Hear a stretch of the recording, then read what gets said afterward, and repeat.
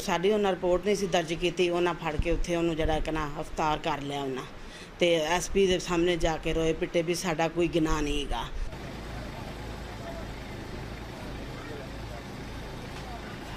मैं वेख के तो मैं बेहोश हो गई। मैं कि मेरे बच्चा भी खड़ा नौजवान सोहना बच्चों की वीडियो ओपन हो गई, तो मैं असी उवें फौरन जड़ा ना पर्चियां का करवा दिता।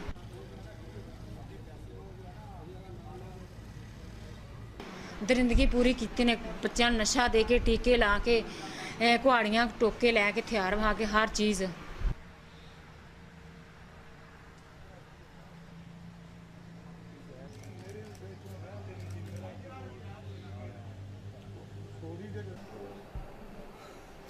ये हमारे थोड़े से होता है कि हमने आपके ऑफिस काम करते हुए जी, इसके अंदर टोटल रजिस्टर्ड केसेस अब तक 7 हैं और इसके अंदर मैंने जैसे कहा 12 मुलजमान अरेस्टेड हैं।